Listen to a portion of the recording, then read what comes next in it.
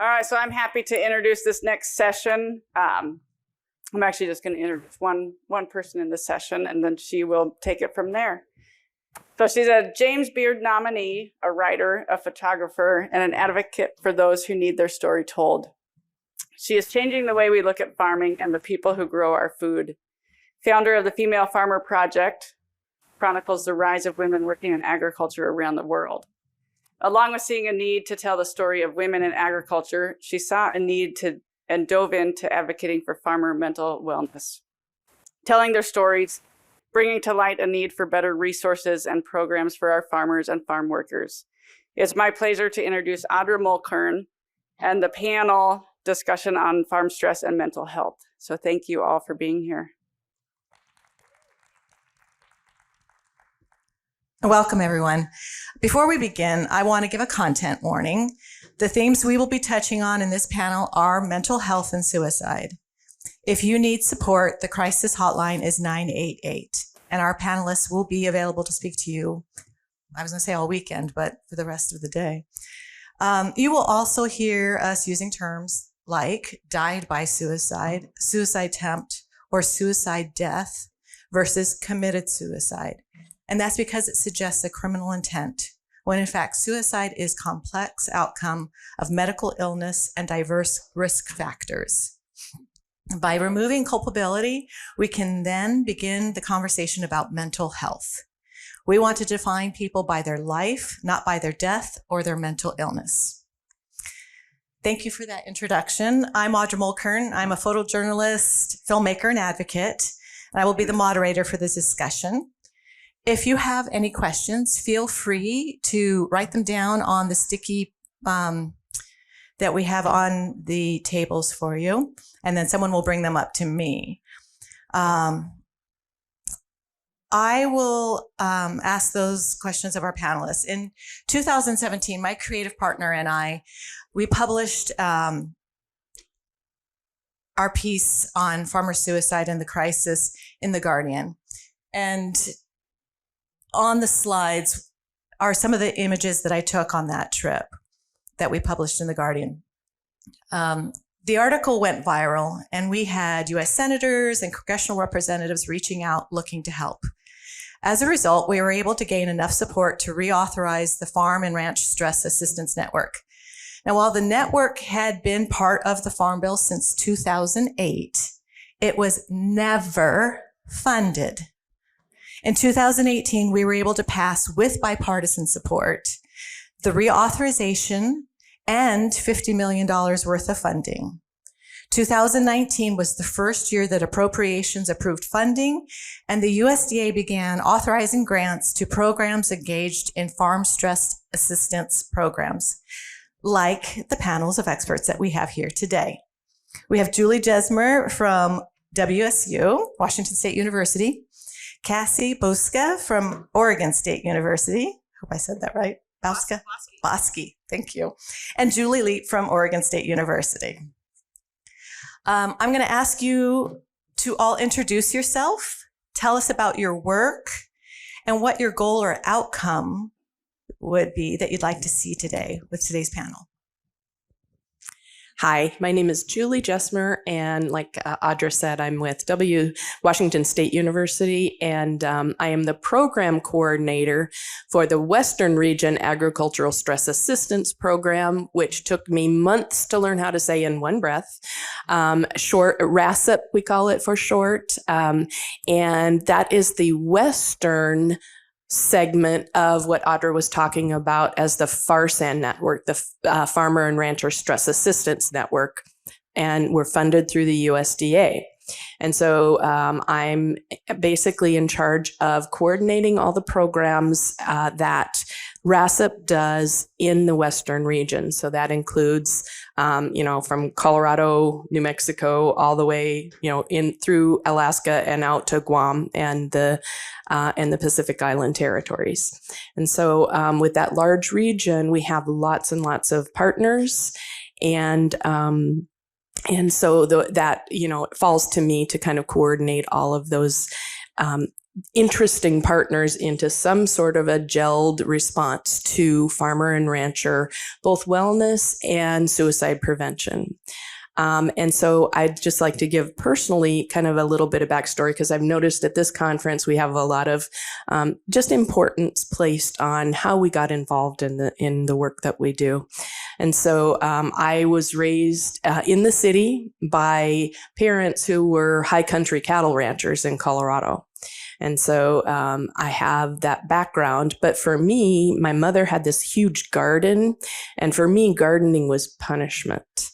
I had to weed that garden, but I learned so many lessons. And later on, many, many years later, I visited Western Kenya, and I put my hands in the soil and went, oh, now I understand the connection between growing things and mental health. And so it was my introduction into what agriculture is. And so then I went and pursued an agriculture degree on top of my social work degree. So I have this kind of disparate lens that puts me in a position to be able to talk both about agriculture and about the mental health aspects. And so that's where I come from.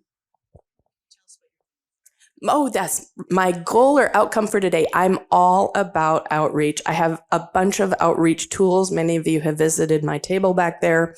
I want more and more and more awareness into the general public, into farmers, into service providers that work with farmers, just an awareness that agriculture is a stressful occupation, but there are resources available. That's my goal. Thanks, Julie. My name's Cassie Bouska, and sorry, Audra, I usually let people know that my name isn't phonetic. I don't know who made that decision after they immigrated over, but I'm stuck with it. I just kind of wanted to share a personal story with you guys also, because it kind of explains why I'm here. About 8 years ago, I'm an extension agent. I work in 2 counties on the south coast of Oregon. And when I started my job, I knew both of the previous agents. There were 2 agents prior to me. There was a livestock agent and a horticulture agent. And when I got the job, they'd made it into one. And so I had seen these 2 women working, overtime to manage their jobs. And then I felt this pressure that I needed to do what they had been doing. And so that created a lot of stress. And so I started, 9.5 years ago. And so about 1.5 years into that, I was feeling a lot of resentment about my job. And I was angry. And then I was feeling very guilty because this is really a great job and I should be loving it. And I was very thankful for my job, but I hated it. And I guess I complained to my sister enough that she said, hey, Cass, why don't you go I have a counselor that I talk to. And maybe she'll be able to help you work through some of this stuff. And I was like, I don't need to see a counselor. And I think that's a familiar refrain to a lot of people. I don't need to go see a counselor. But she bugged me about it because I kept complaining and wouldn't shut up. So I finally went and made a phone call. And her answering machine came on and she talked about being a psychotherapy provider. And I was like, psycho? I don't want to... I think I hung up and I'm like, I'm not leaving a message here. And I didn't know I didn't know that a counselor and a therapist were the same. I didn't know anything. And so eventually I left a message with the psychotherapist and got in to see her. And it turns out after, I was depressed and I didn't know I was depressed. And I think that's very common. In a lot of situations, people are feeling and experiencing things that they don't know. They don't know what it is and they don't know they can get help for it. And I'm very thankful for my sister encouraging me to make that phone call and set up that appointment, because that began a relationship that carried me through when I really had a hard time, because I've since been diagnosed with bipolar disorder. And that was just a manifestation of that. And looking back over my life, I can see that began back when I was a teenager, but we just didn't know. And so I had I've got a very supportive family, which I know that's not everybody has that. And I've got a medical team, a couple of people that help me in the medical world. And so I've got a good safety net for when I'm having problems. And I'm very thankful I had that in place because things did go really sideways for me. And I was having suicidal thoughts. And I know for a fact that the reason I'm here today and alive today is because of that network of people that I had around me. We've gotten, medication help. There's somebody I can talk to. I know I can pick up the phone and call somebody. And that gets me through tough times. A week ago, Monday, I had a very bad day. And I'm a rational person. I'm an overachiever. I've done very well my whole entire life. But these things come out of the blue, and I know they're wrong. They're wrong and they're not right, but I can't get out of that thinking. So when all that happened, I was so thankful for the help that I got. And I know I felt very lucky because it's hard to find help in rural communities. It's, you have to be on a waiting list, and I had to wait a while to get in.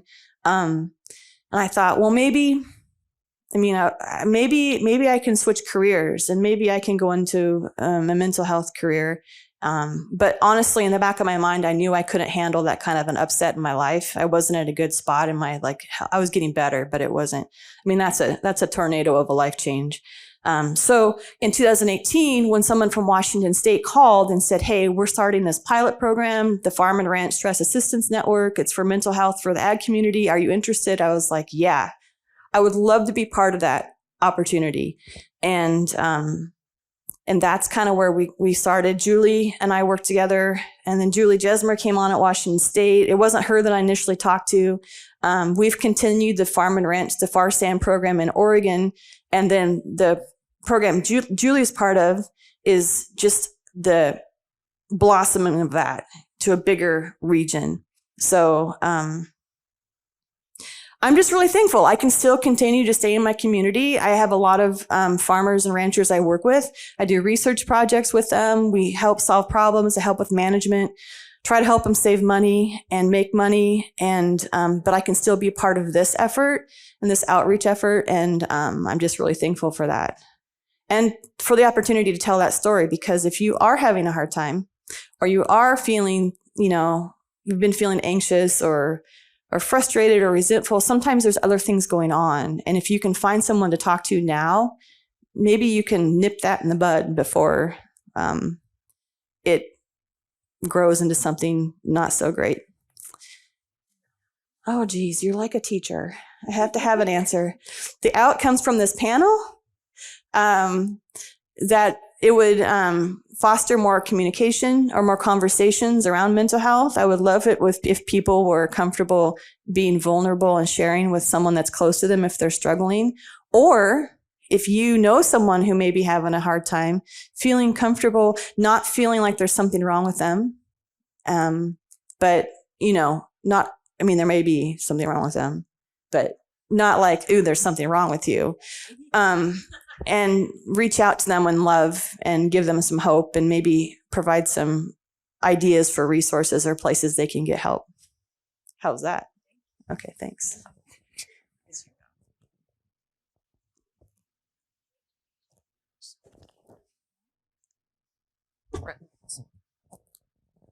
Hi, I'm Julie Leep, and I work for OSU. I am the Education Program Assistant for the FARSAN project. I started that job 3 years ago, kind of fell into it by fate, I think. COVID hit, and I lost my job of 15 years, and that was a struggle. And Cassie's sister, because I live in the same town as Cassie does. I actually worked for Cassie's mom for the school district, like full circle moment here. And Cassie's sister actually posted the job on Facebook. I saw it, applied, interviewed, and got it. So I count that as a blessing. But there were many struggles during that time of how are we going to make it and that. What I've learned in this project is that I knew nothing. The area we grew up in, I raised my kids in, were dairy farmers, cranberry growers, And I never knew there was a mental health issue. I never knew there was a suicide rate among that working class as high as it was. So coming into this position, that was an eye-opener, and it made me sad. And I'm not a public speaker, so I'm having really a hard time, but I'm passionate about this work, that we need to reach out to our family and our friends and help them. And it's not that you have to be a medical person, a therapist. It's just that you need to have a listening ear and an open heart, and just be willing to take them and get them the help that they need, or ask them the question, you know, I see you're struggling. Are you thinking about taking your life? You might make them mad. They might get mad, but I'd rather have a mad friend that's alive than one that is passed and I didn't ask the question. So, I answered the question.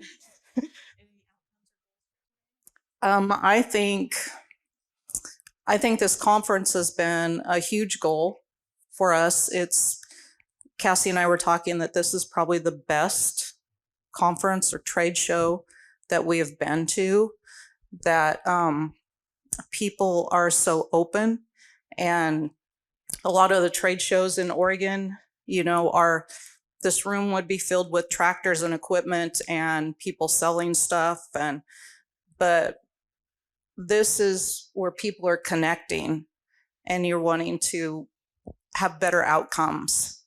And I think that just being here and being able to meet people and, you know, share our work and learn about your work, and how we can come together and help those around us. Thank you all for those stories and sharing them with us.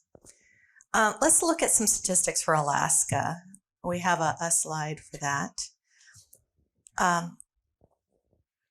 Cassie, what do these numbers tell us? I didn't remember. Oh. I wore my glasses the first day and I haven't worn them since. Do you want me to read the number or what do you want? No, tell them what these tell us. What's the story? Oh, sorry. These tell us that these look at suicide rates in Alaska, and they basically tell us that they're higher than that of the nation. Like the suicide rate in Alaska, age adjusted, is over twice that of the national average, which is very significant. Alaska ranks third in the nation, and not by much, for suicide rates in the U.S. And males, the suicide rate among males is about 4 times that as females, and that's consistent regardless of where you're at in the U.S. And the Alaska Native American Indian suicide rate is 57 per 100,000 versus 23 for the national rate. So that's in Alaska. That population in Alaska is much higher than those populations in the nation when it's all averaged out. So we've got a high risk population, and that population has in general a much higher suicide rate than other ethnic groups.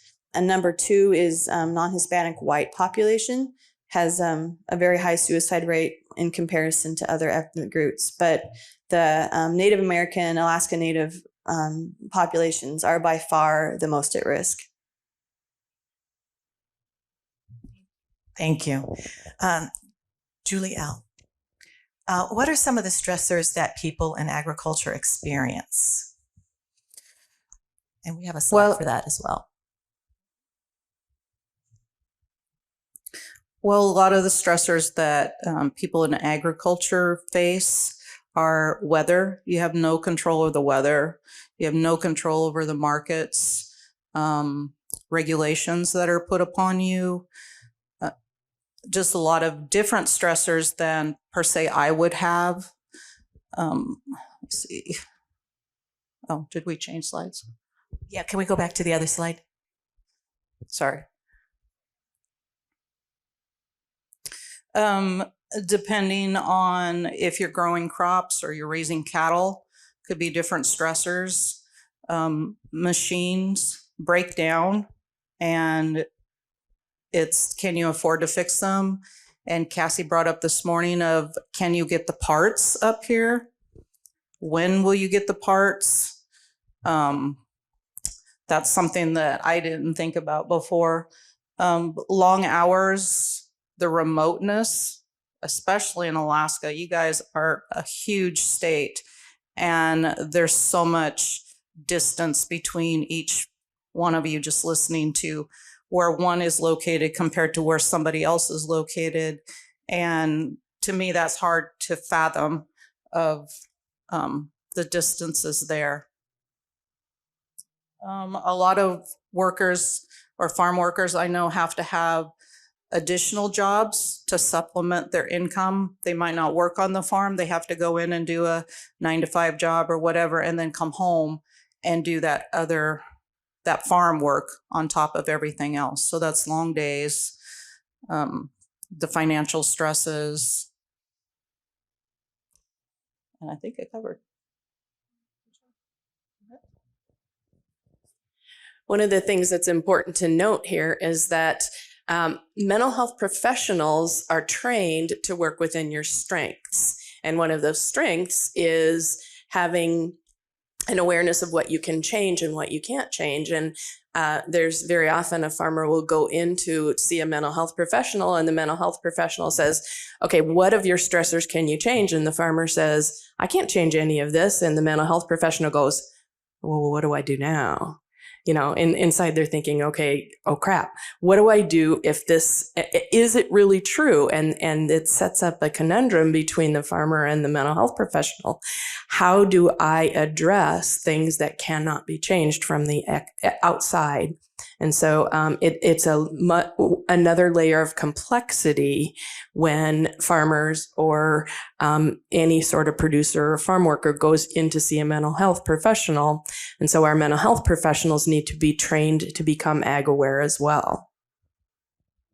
Yeah, I'll just say that when we were reporting on the farmer suicide crisis, one of the motivations is my creative partner is a farmer.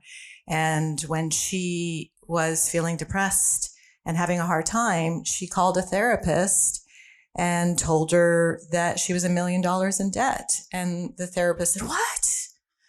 You know, and made her feel bad when that is completely typical in agriculture. You know, and some of the things that she told her to do is like take some time away from the farm. It's like, well, who's going to milk the goats? So there, the cultural piece of it is very important, and a very important reason why we worked so hard to get that legislation passed. Let's stay with you, Julie J. What are some of the barriers and roadblocks that are facing agriculture? A lot of the barriers, agriculture itself, or agriculture stress?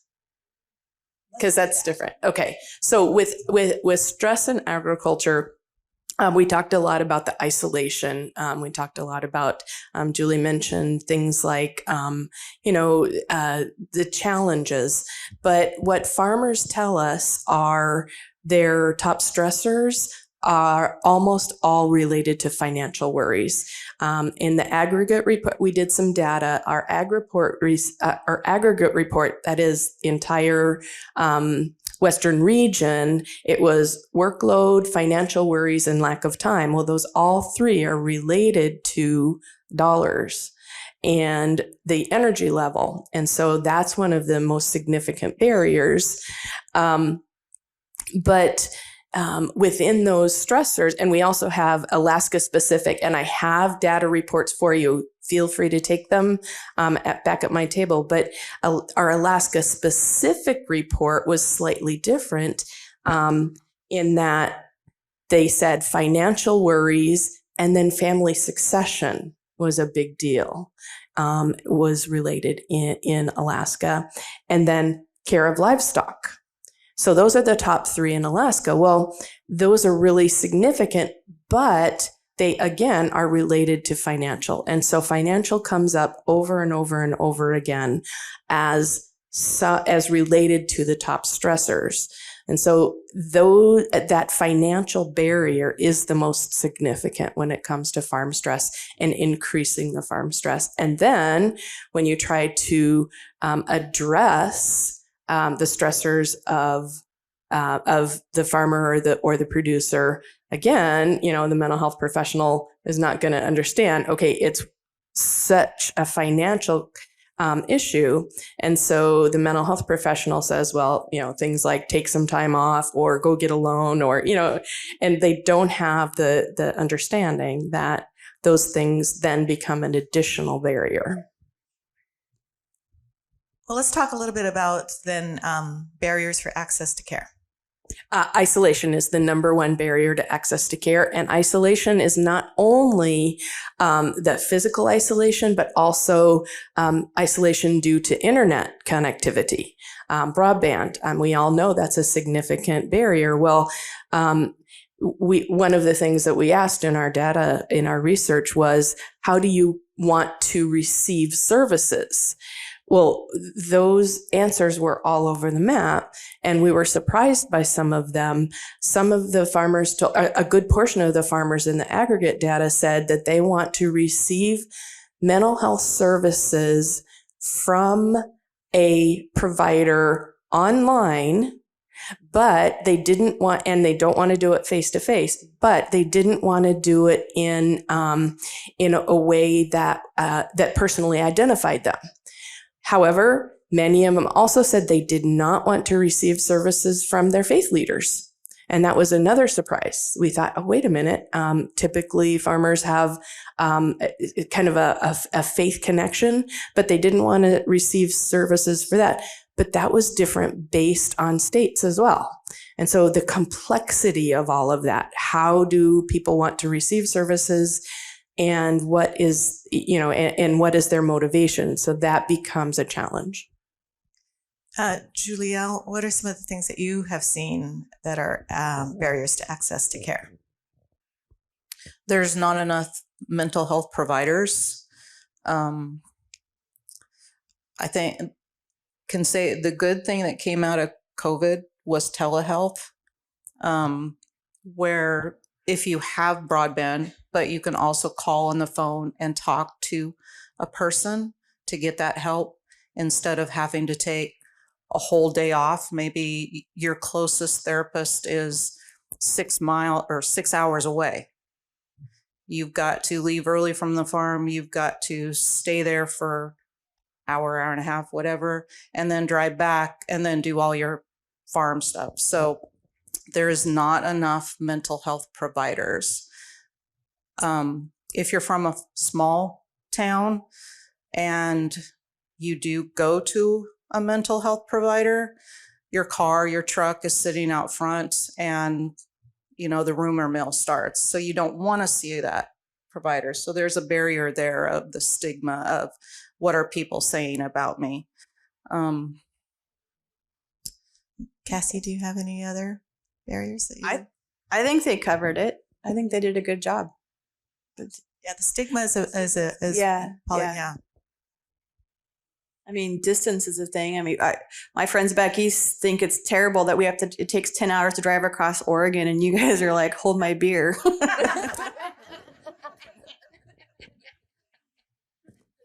Stigma is the most significant thing that we have because we have to talk in general terms in order to bring people in and to help people understand this is significant. But we have a lot of tools that we use to address that stigma because, farmers simply often don't want to talk about mental health resources or their mental health issues. And that's perfectly okay and extremely understandable.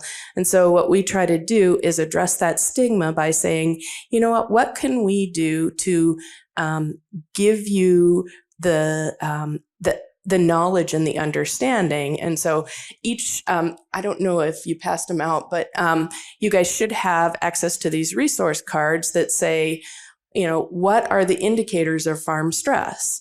And so if a farmer can, pick this up at, from the extension agents, or they also are in our first aid kits, and just an understanding that, I am having a change in routine. What is that about? And just, again, more awareness of what are the indicators of farm stress, so that they can say, oh, okay, this is describing me, and it does address the stigma. And so it's kind of an underhanded way to reach out and say, increase the awareness around farm stress. Another thing we do is instead of saying, are you experiencing farm stress? We ask, is your neighbor experiencing farm stress? Because then if you say, okay, everybody wants to care for their neighbor, right? And so if your neighbor's fences are falling down and they've been, previously been, very fastidious about their fences, well, that's an indicator of their neighbor experiencing farm stress. And if your neighbor's experiencing it, then it's in your mind and you start thinking through it. Oh, okay, maybe this is a problem for me as well. I wanted to talk a little bit about why are we seeing such high numbers in agriculture? I know we have on the list here access to lethal means. I have also learned that our numbers aren't exactly accurate because we can't kind of unravel whether an accident on the farm was really an accident. And there, some suicides can be disguised as accidents. Can you talk a little bit about that? I can. Often what we see is yes, access to lethal means is one of the most significant factors. There have been multiple stories, and again, these stories are challenging. So if always take care of yourself. If you're hearing one of these stories and it impacts you deeply, take a minute, take a breath. Leave the room if you need to. Take care of yourself. But sometimes the really difficult stories are when a farmer will engineer an accident, and all of a sudden their family doesn't know, was this accident really an accident? Did this escape of toxic chemicals really happen because the valve was loose? Did the tractor really, fall into the waste pit, or was it driven into the waste pit? And so those are the kinds of stories that we hear a lot that we can't really know, because, there are so many ways on a farm to take your own life. And so that's part of it. But also, just the understanding that we talk about how farmers have this need to benefit society. They call that the agrarian imperative. Do we have a slide for that? But yeah, we have a slide for the agrarian imperative. And the farmer is conditioned to care for society. It is their goal to provide food for the world. Well, what a burden is that? That's a huge burden that a farmer willingly and excitedly takes on. Well, it becomes difficult when all of a sudden they feel like, I'm not fulfilling my purpose in life. I'm struggling financially. I'm struggling with, providing care for my animals.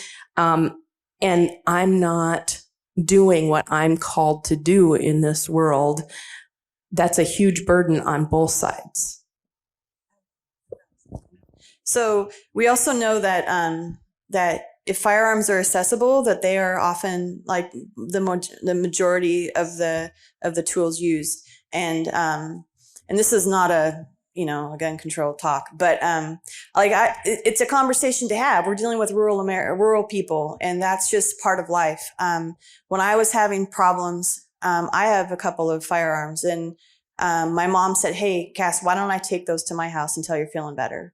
And I was like, "Okay, great, that's great," because I wasn't thinking that clearly. And so that's that's an opportunity for a conversation. If you do know somebody that's struggling, it's not taking something away forever and limiting access forever, but just knowing that you want to get through until they're feeling better, and removing an easy access.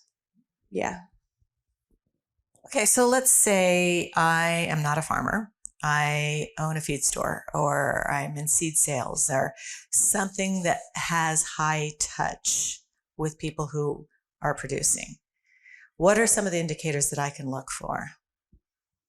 Again, the resource card is really, really helpful. But one of the things that is really important to notice is any sort of change.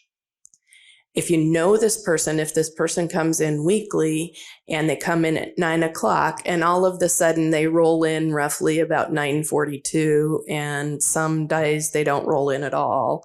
And when they come in, they used to be very cheery and now they're not. Or we call it anxious, angry, or agitated, those three A's, anxious, angry, or agitated. But it could be the other way too. It could be that they are all of a sudden extraordinarily cheerful. And one of the indicators of potential suicidality is if they've made the decision to take their own life, often they have this rush and wave of joy and relief. And so even any significant change in anything that they do, or any normal thing that they show you. And so just awareness of all of those indicators of farm stress. But the number one is, are they different than the person that you have come to know? I would also say, and these are on the indicator cards, but when someone's struggling with depression, it's hard to do things. It's hard to do extra things. So you may notice that, maintenance activities, whether it's on the farm or personal maintenance activities, aren't happening as much. And so those are indicators as well, because it's just super, super hard to do anything more than you have to. And it's really hard even to do what you have to do. And I would include farmers market coordinators. Yes. In the list of people who rub shoulders with producers a lot. So another group of people to give something. Well then, so what are the best ways to approach someone? How do I let them know that I have concern? We just did a training on this and you all missed it. It was great. So wait, what would you ask? What are the best ways to approach? What best ways to approach someone? How do I let someone know that I have concern? And we did say, one way is to do a deferred stress question. Is your neighbor experiencing that? Yeah, I didn't know that one. So thanks. Yeah, that's a great one. Well, me personally, if I have a relationship with somebody and know them and I can tell something's wrong, I mean, our natural inclination, if we have a gut feeling that they're not doing well, we want to talk to them. And that's it. It's just having a conversation with someone and eventually getting around. If you really are worried that they're considering taking their own life, addressing that particular question in some way. And it can be very direct or it can be indirect, but getting that question on the table, and So is there some language like, are you thinking about harming yourself? That kind of stuff? Yeah. Do you wish you could go to sleep and never wake up? Do you wish you could just get out? Or just directly, are you thinking of killing yourself? And if someone is thinking that way, they're usually going to feel relief that someone's finally asking, because they've not been comfortable sharing that with anyone, because there is a lot of stigma and it's an uncomfortable feeling. And why would you want to talk about it with somebody? So, yeah. Yeah. I think we also need to remember that most of us are not therapists or counselors. We're not meant to fix them. We just want to get them help. And the best way to do it is listening to them, not trying to tell them what to do, but let them open up and share what they're feeling. I think it's also important to be aware that this also, not just the individual, but the broader community of farmers and the people around farmers and ranchers and farm workers are super important to have that community resilience. And that is usually done best through connection. This conference has been an amazing, and you guys at this table have done an amazing job of building that connection. And those face-to-face or heart-to-heart connections are what build a community of resilience. And that community of resilience gives you a space to ask that question. Not just that question, but how can we as a community become better supportive of each other? And that not just the individual question of, are you considering taking your own life? But how can we as a community then connect and show that we care as a community? I wonder how this moment in time compares with other moments of high stress. Do you guys have any observations?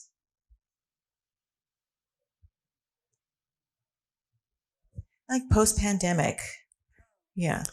The 80s farm crisis has a very significant impact. The 80s farm crisis began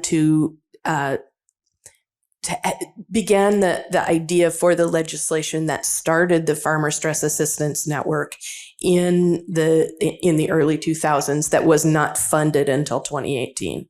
And so that frustrating all of those years of realizing that mental health was important to the agriculture sector in the 80s, and nothing was done. And that's just a significant thing that we have to realize, that historically, anytime, again, remember, it's all about finances for a lot of this sector. And so anytime there's a significant financial crisis in the country related to agriculture, that's going to then soon after that manifest itself in mental health issues for the community broadly.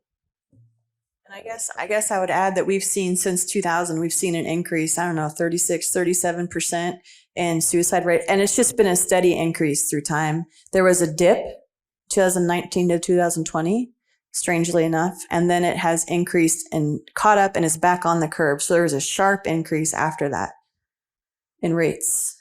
Do we have any indication of why we had a dip? Okay, so one of the things in mental health is that people are great in a crisis. Okay, people have this I'm going to hold on, I'm going to grip, I'm going to make my way through it. And then when a crisis lets up, that's when we see a spike in suicide rates, because all of a sudden people are expected to be normal. Well, they can't be normal because they just went through this intense crisis. And so typically rates will spike after a crisis. And so during the pandemic, people were like, I'm going to hold on, I'm going to grip, I'm going to grit through this. Farmers do that all the time. I'm going to grit my way through this crisis. And then when the crisis lets up and things begin to look better, then rates will spike. I'd love to learn a little bit more about the programs and resources that you three have developed. I heard some really interesting things like pizza parties even. Can you tell me about some of these? Ours is, we're mostly, we do a lot of QPR trainings. That's one of the big things that we do. Tell us what QPR is. QPR training is hour, 15 minute, hour and a half. It just kind of depends on how many questions and how much conversation there is. It's a suicide prevention awareness program where you learn how to watch for signs and how to detect signs that someone may be having suicidal thoughts. How to talk to them and how to get them help. That's basically what it is. It's like CPR for mental health emergencies. So we do a lot of those. And there's also mental health first aid, but that's much more in depth, but it's an all day event, which is, so the QPR is often more easily accessible for people. We go to a lot of events like this and try to get awareness out and have people see the concept and have conversations with people about the concept of farm stress, because people tend to know it exists in their lives, but they don't know it's a thing. So that's kind of, those are kind of the two main things Julie Leep and I do, but Julie Jesmer has a whole nother slew of. And can you tell me what QPR, the acronym is? Sorry, because that was going to keep you guessing. Question, persuade, and refer. So we have the ability with the FARSAN funding to be able to fund a lot of different outreach style programs, and we've created several. There is a thing that we did called Pizza for Producers, and essentially farmers kept telling us that they don't want an agenda. They don't want to come into a meeting and have, okay, this class is going to do this, this, this, and this. Farmers want to get together and chat. And that is a huge builder of community resilience. So Pizza for Producers, they went into this program that said, okay, we're going to, show you guys how to build your own pizza oven so that you can then do this within your community and have these meetings where you just get together, where you share your community, again, build that community resilience. We have another program called the Coffee Break Project. This was born in Southeast Colorado, where the mental health clinic opened another like a side office that's not connected to the mental health clinic, but there's a person there that's staffed, and Monday, Wednesday, and Friday mornings, the farmers come in for free coffee and donuts, and that's all they do is come in for free coffee and donuts 3 days a week. And the mental health provider is there to give them free coffee and give them free donuts, not to have an appointment, not to do anything like that, but just to be there to listen and to, and this mental health provider can do this. We also have the Farm Aid hotline. Farm Aid is one of our major partners. And so the Farm Aid is a resource line. And so somebody can call and say, I need a place to find goat feed. And the Farm Aid resource line has tons and tons of online resources available, but they are also trained to listen for indicators of farm stress.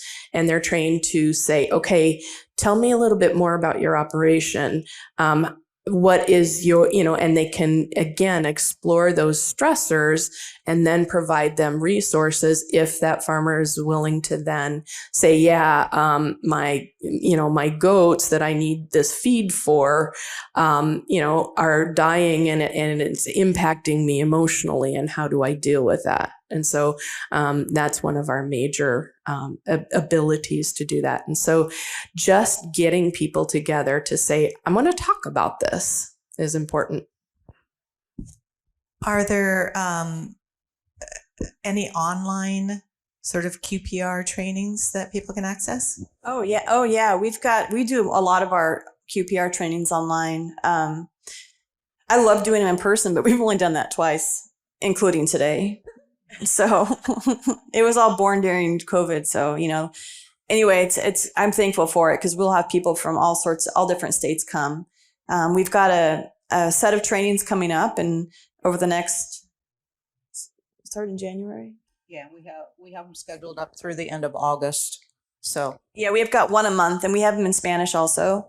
And so we've got a card back there that you can pick up if you're interested, or you can Google Farm Stress Oregon State. There's actually a website, but there is a website. Julie put together an amazing website, and it has a list of upcoming trainings. Yeah, and they're on their trainings are on our website as well, and it's farmstress.us. So it's super easy to remember. It's included on all of our promotional materials, farmstress.us, as well as the tagline, "You are not alone." And that's the message that we try to put out is, you are not alone, and we're going to make certain that that we can do everything to let the farmer know that they aren't alone in their stress. Okay, I have a couple of audience questions for you. Are we seeing climate change as a stressor? That's a big fat yes. Yeah. We, in fact, there's a gal at Oregon State who's starting to do some work with climate grief, which I had never heard of that, but people are having to move and leave their farms because there's no water. I don't know if you guys experience drought here, but I know down there we do. But I heard a story about not having grain last year because of weather problems. That's a thing, right? Weather-related crop losses, droughts, winds. People complain about wind a lot. Too much water, too much rain. It never stopped raining last spring down where we are. I think that maybe happened here too. Yeah. So I can't remember what you asked again. Are we seeing it as a stress indicator? Yeah.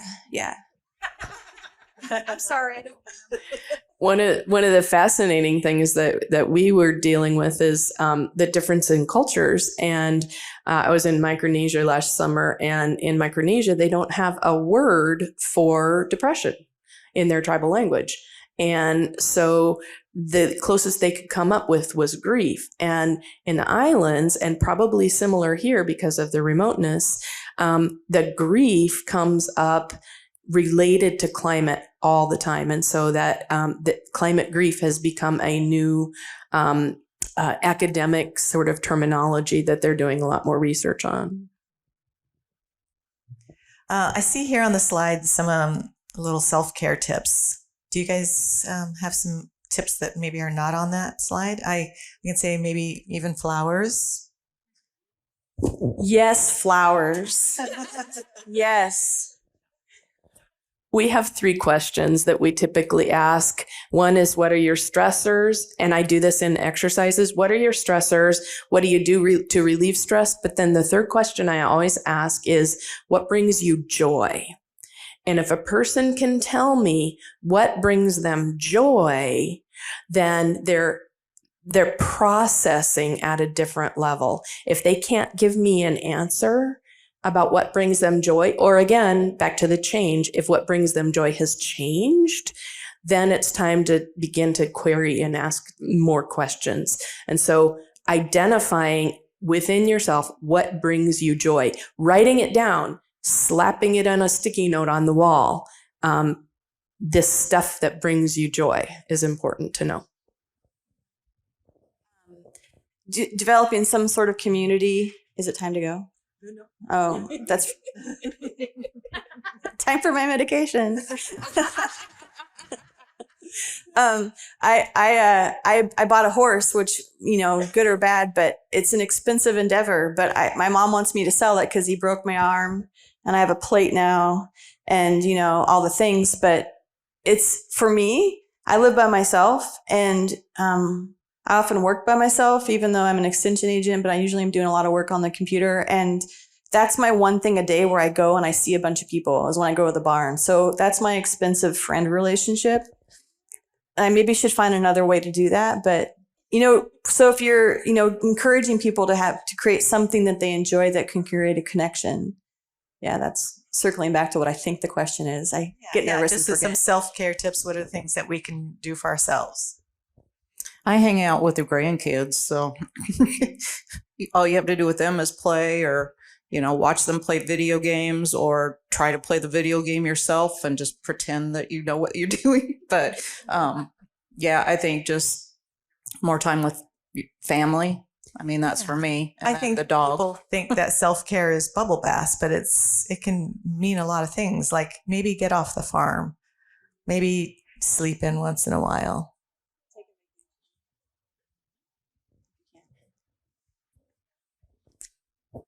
Always goes back to community for me. If you can build relationships with any sort of community, finding like-minded people, like-hearted people, just building that relationship. And so people can notice when something is off, when something has changed with you is an important self-care tip. Thank you.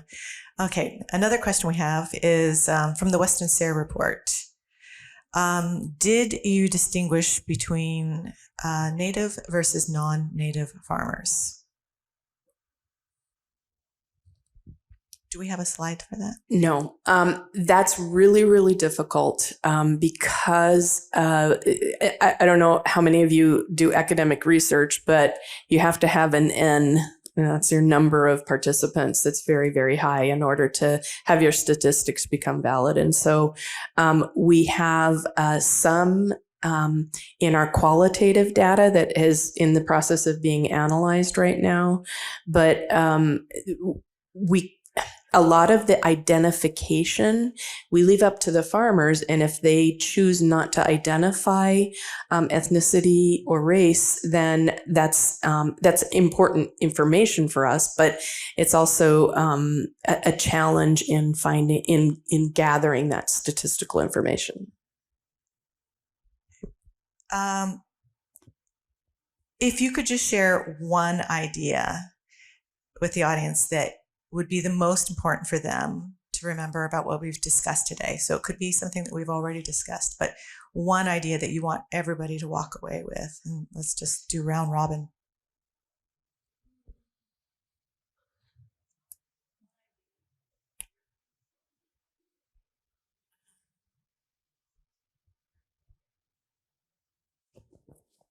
I think one idea that I would have you walk away with is, now you know, right? You know more, so now you're responsible.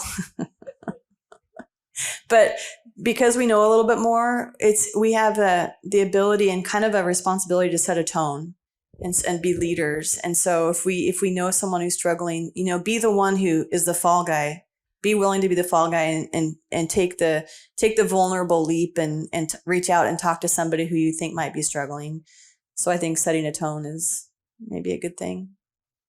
Yeah, I want to jump in real quick too. And I think the thing I would want everybody to walk away with is that the brain is an organ, and we wouldn't think twice if somebody was, had something wrong with their heart. So, something wrong with the brain, not to be glib, but, it's okay to not be okay. And it's okay to reach out. So true. That is so true. I feel so guilty and if my brain isn't working right. And my mom always tells me, when you have a broken arm, everyone knows that you have a broken arm, and you just have to think of your brain the same way. So encouragement if you guys are struggling. Thank you for saying that, because I forgot.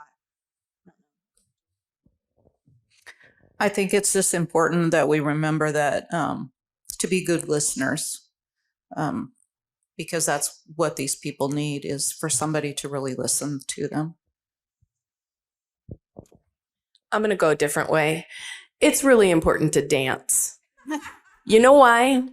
Because music engages one part of your brain, physical activity engages another part of your brain, and then that ability to engage with other people while you're dancing, even if you're dancing alone in your kitchen, you're still engaging, okay?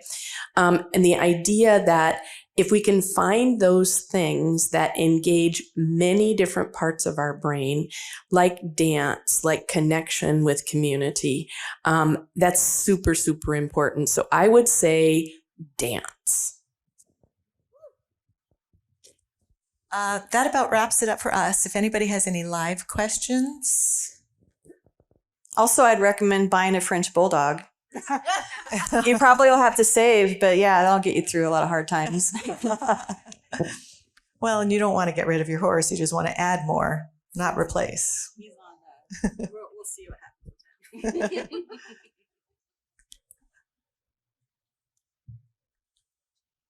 Okay.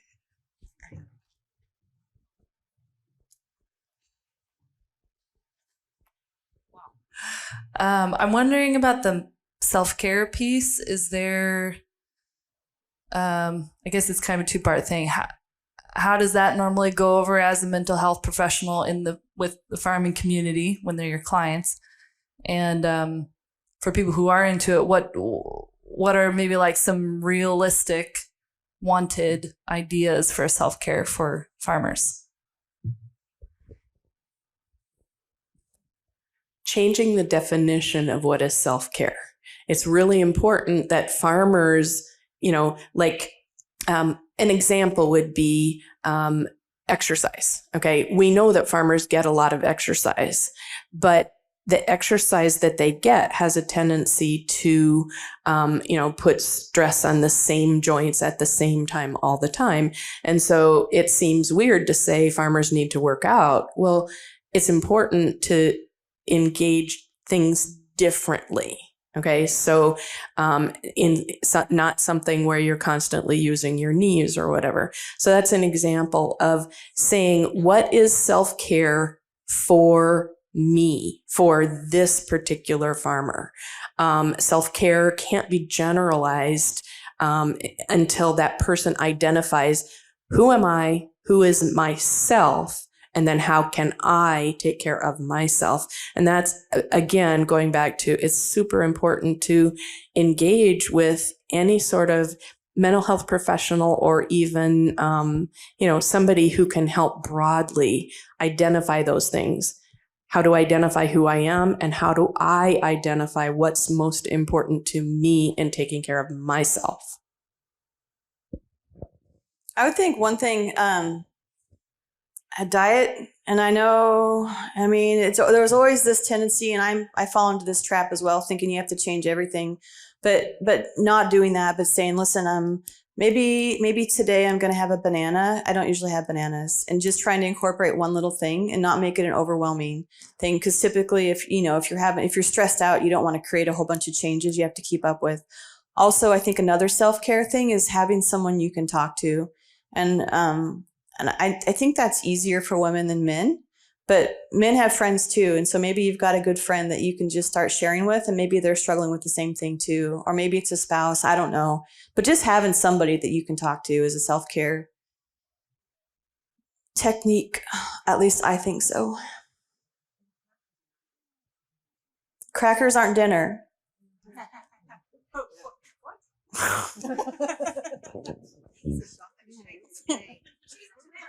Cheese and tomatoes. You know anything? Okay. Any other questions? Self-care isn't woo-woo all the time. No, it's not woo-woo. And I think, it's really important to define exercise and physical activity. I host on my Instagram yoga for farmers, because there's different things that you need to do for preventative care. You need to protect your back. You need to protect your knees. There's a lot of things that you're doing that are repetitive, and doing, preventative exercise is super, super important. Is that it? We got it? Okay. Thank you very much. Thank you, ladies. I do not want to take any of my carabiners, flashlights, farm aid magnets, or first aid kits home with me. Please, please, please come to my table and take them. Thank you, everyone, for being on the panel and having this discussion. It's an important topic, not necessarily an easy topic, but thank you.